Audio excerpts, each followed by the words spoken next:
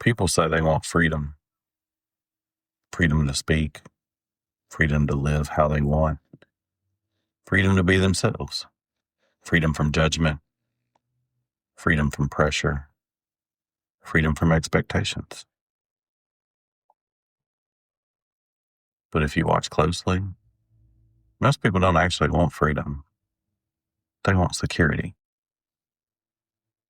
Because freedom comes with something most people are not prepared for: responsibility, uncertainty, consequences. Security feels better. Security feels predictable. Security feels structured. Security feels safe. Freedom feels open, uncertain, uncontrolled, exposed. And when people say they want freedom, what they often mean is, I want to feel free without having to face the cost of being free. This is without permission, unfiltered conversations about power, identity, masculinity, culture, sexuality, and the things we were told not to say out loud. I'm Chris Willingham, and we're going to talk about why most people don't actually want freedom. They want security.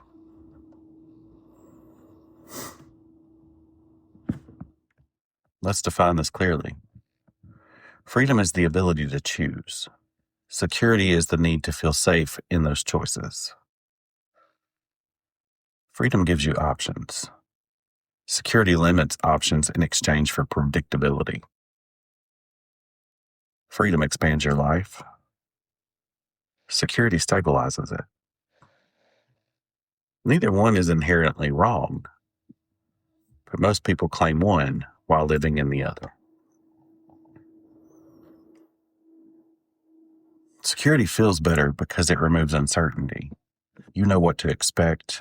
You know the boundaries. You know the outcome. Your nervous system relaxes because unpredictability is reduced. And your brain is wired to prefer that.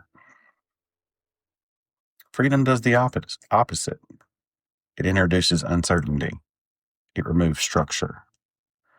It creates variables you can't control. And that discomfort is why many people avoid it. Freedom isn't free. It costs something. It costs comfort. It costs predictability. It costs approval. It costs certainty. Because when you're truly free, you don't get to blame everything on the system. You don't get to hide behind expectations. You don't get to rely on structure to define you.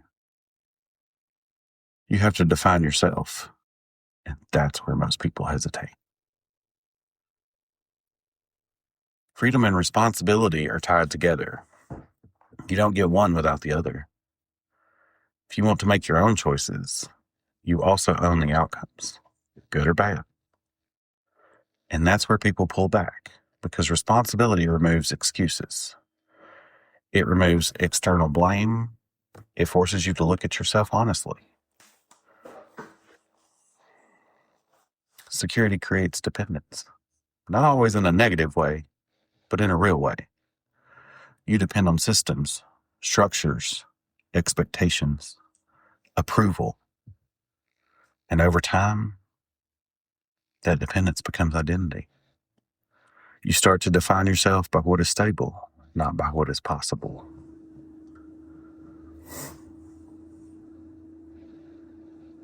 In relationships, people say they want freedom, but what they often want is controlled freedom. Freedom within boundaries, freedom without risk, freedom without consequence. They want to express themselves, but not lose connection. They want autonomy, but not discomfort. That balance is difficult because real freedom in relationships requires honesty, and honesty introduces tension.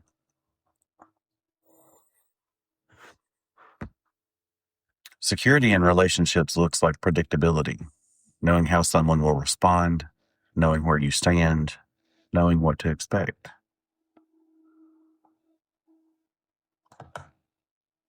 That feels good. It feels stable.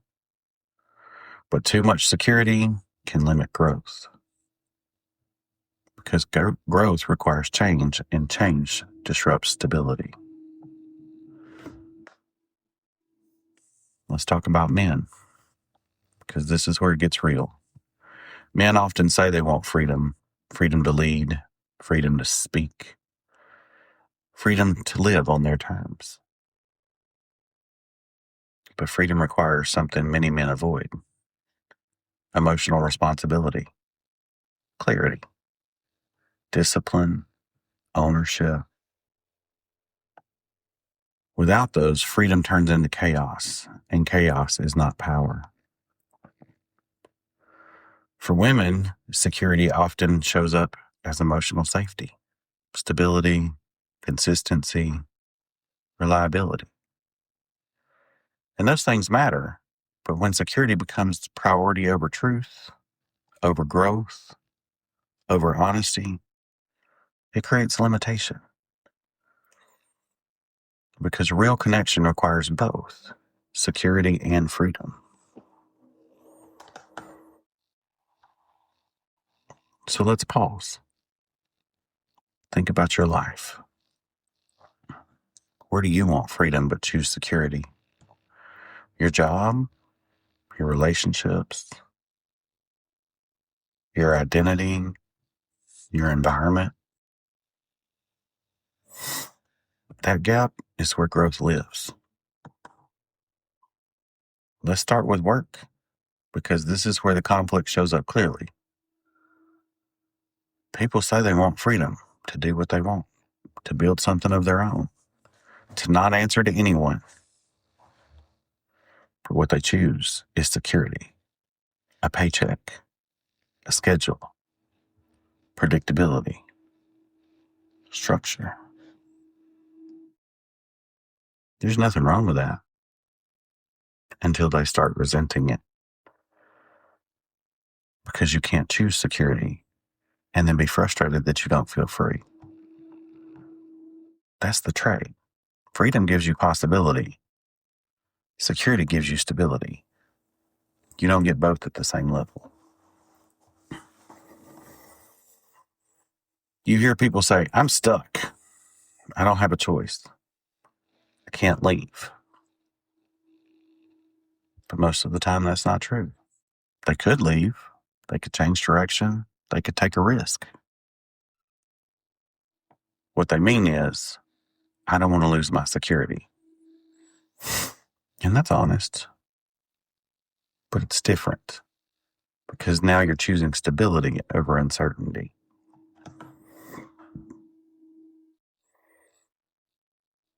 Freedom often requires starting over. New environments, new identities, new challenges. And starting over feels like regression, even when it's growth. Because you lose familiarity, you lose competence. You lose the comfort of knowing what you're doing. So people stay where they are. Not because it's right, not because it's fair, because it's known. Money is one of the biggest drivers of this. Financial security creates structure. It creates predictability. It reduces stress. But it can also create limitation. Because once you become dependent on a certain level of stability, you become less willing to risk it, even if the risk leads to growth. And now security becomes a boundary, not just a foundation. Let's dig deeper. A lot of people don't choose security because they want it. They choose it because it's expected. Family expectations, cultural expectations, social norms. You should do this. This is the safe route. This is what successful people do. And over time, those expectations become identity. You start living a life that looks right, but doesn't feel right. There's a belief that some choices are safe, but no choice is completely safe. Staying where you are has risk. Changing direction has risk. Security is not the absence of risk. It's the management of it. Freedom is not recklessness. It's the willingness to face it. So let's go back to relationships, because this is where people feel it the most. People stay in relationships for security, familiarity, comfort, predictability. Even when the relationship isn't aligned. Even when growth has stopped. Even when connection is shallow. And yes, sometimes when connection is toxic. Because leaving introduces uncertainty. And uncertainty feels more dangerous than dissatisfaction.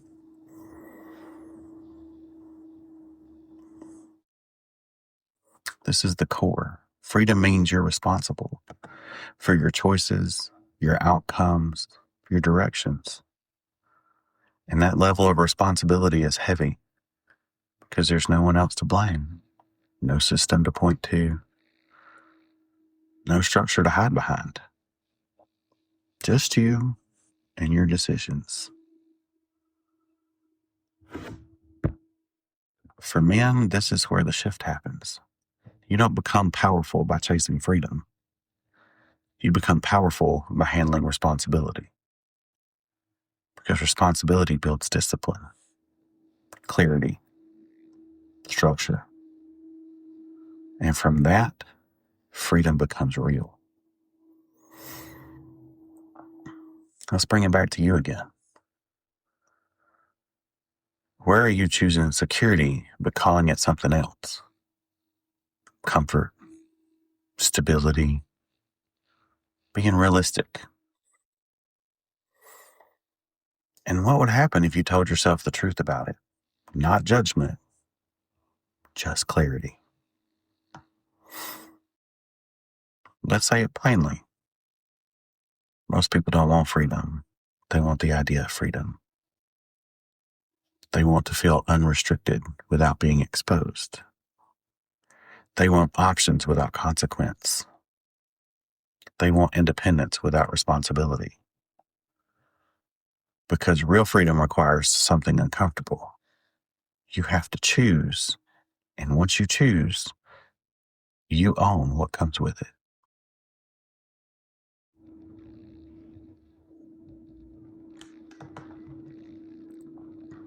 Security starts as support, but it can become a cage.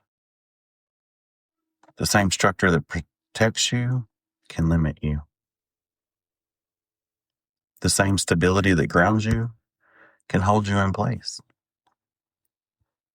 The same predictability that comforts you can stop you from evolving. And the longer you stay in it, the harder it becomes to leave. Not because you can't, because you've adapted to it. Now let's be clear. Choosing freedom does not mean abandoning structure, does not mean acting impulsively, does not mean rejecting stability entirely. Freedom without discipline becomes chaos. Security without growth becomes stagnation. The goal is not one or the other. The goal is balance.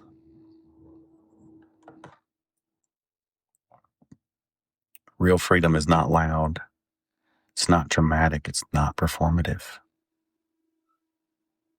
Real freedom is quiet. It's the ability to choose your direction and accept the weight of that choice.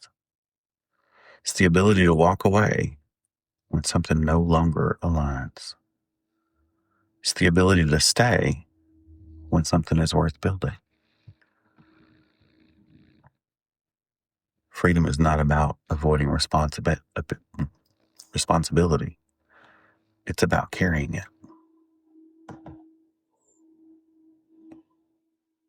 Here's the shift. Instead of choosing external security, you build internal security. Confidence in your ability to adapt, trust in your ability to recover, clarity in your decision making. When you build that, you don't need everything around you to be stable, because you are. In relationships, this matters. Too much freedom creates distance. Too much security creates restriction. Healthy relationships hold both space and connection, autonomy and stability, honesty and support. And maintaining that balance requires awareness, not control. Zoom out again. A lot of people are chasing security while talking about freedom. They want protection, structure, certainty. But they also want independence, expression, choice. And those two things don't always align, which is why so many people feel conflicted. So ask yourself this. If everything in your life stayed exactly the same, would you feel free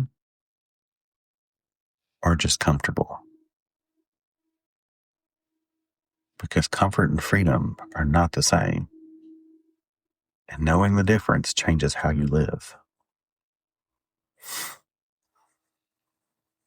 This comes down to a decision. Not a dramatic one, a quiet one. Do you want predictability or possibility? Do you want stability or expansion? Because every choice you make leans in one direction or the other.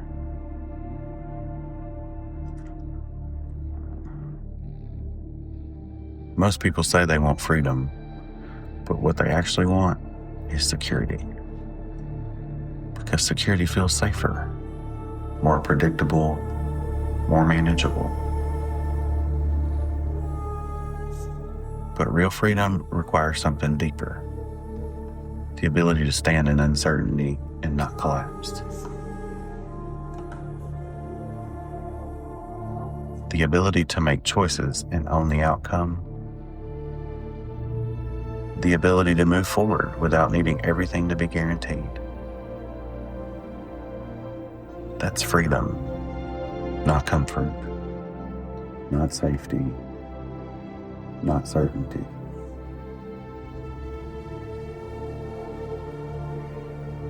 I'm Chris Willingham, and this is Without Permission.